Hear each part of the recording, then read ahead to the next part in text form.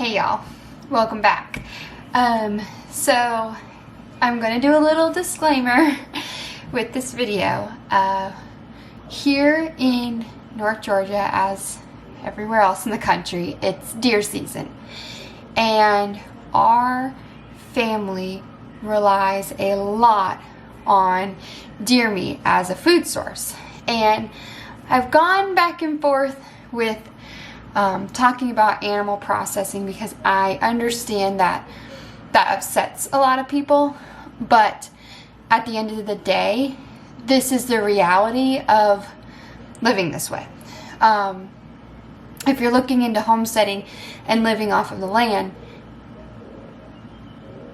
deer is a huge food source. So it's deer season. We have gotten quite a few deer. We got a bear this year, and in this video I thought it would be helpful to show you how we process them. I'm not going to show you any cleaning or anything like that. Basically, we just cut the meat off the bone. We save bones for bone broth. We save organ meats because they are highly nutritious, and try to use as much of the animal as we quite possibly can. We have 4 deer in the cooler right now. We soak it on ice for about 3 to 5 days. Just kind of let everything drain off. We drain the water, add more ice, drain the water, add more ice. Then we take it, clean it really good, clean off a lot of the connective tissue and ligaments that tends to make it tough, and then we grind it, cut it for stew meat, or keep it in big roasts and vacuum seal it. We are going to try, since we've had an abundance this year, we have been extremely blessed. We are going to try our hand at deer bacon. This is a new thing for us. It's something we're going to try. So I will try to take you along with that. Like I said, we don't know what we're doing, but we're going to try. And worst case scenario, we'll just throw it in a pot of chili or something. It'll get eaten. We're also going to do our first round of sausage. That is new to us because before we've only gotten enough to just have for dinners or for meals. We've not had any extra where we could try different things with it. So we're really excited to be able to do that this year. So I'm just going to take you through what we do to process it. Where we live, butchers are extremely far out. If you're going to have a cow or a hog done or a deer, like, you need to almost book your appointment way before you need it processed. So for us, it's not realistic, nor is it cost effective to bring every deer to a butcher. They're not going to do anything different really than what we're doing unless we want special cuts. But like I said, we're putting food on the table and we're filling bellies, so it's all good.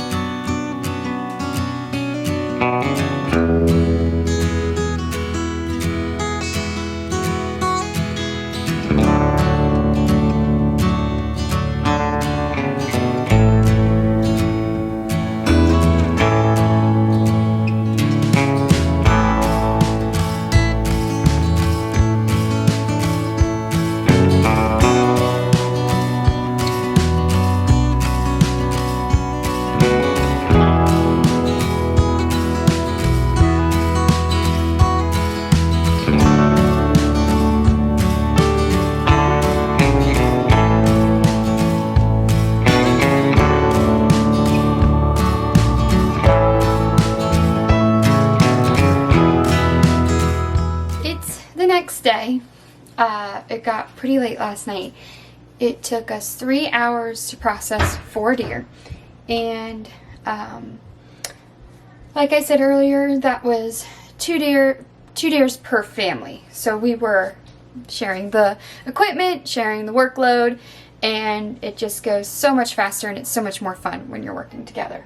So I'm going to show you what we ended up with, and I'm also going to show you some of the cuts that we do and what the final I guess, product looks like. So one thing I'm going to point out here in my freezer is we ended up with, gosh, I don't know, I think maybe 12 gallon size bags of just this scrap, and we've been thawing it out and feeding it to the pigs.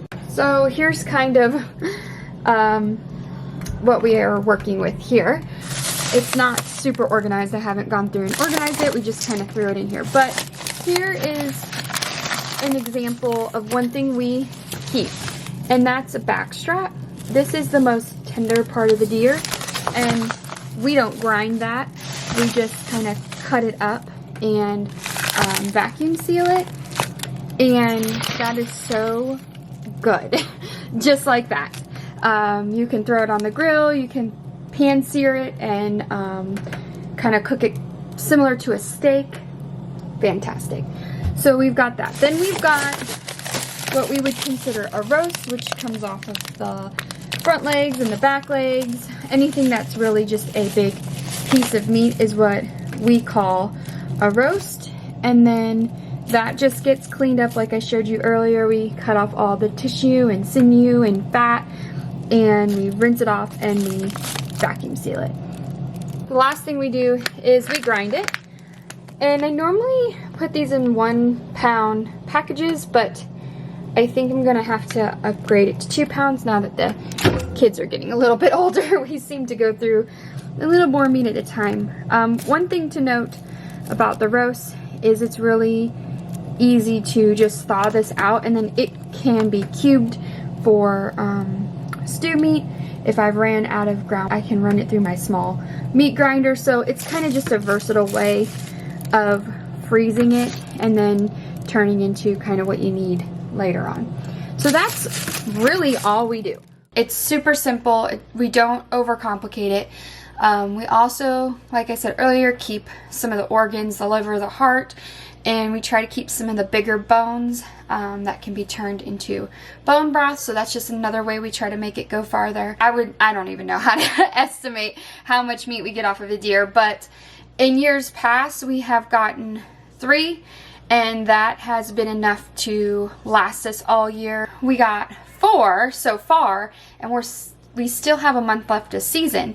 So I'm pretty confident like we're gonna have more than enough. So like I said earlier, we're gonna attempt to do summer sausage, we're gonna attempt to do bacon, and if you wanna see some of that, I can do videos of that and take you along with us. That's all new, so we can learn together. Or if you wanna see maybe a more detailed breakdown of actually cutting and pulling the meat, I might be able to do something like that. Like I said, I don't wanna offend or frustrate anybody, but this is part of living off of the land. This is a huge food source for our family. I did not grow up this way. I didn't ever even try wild game until I met my husband.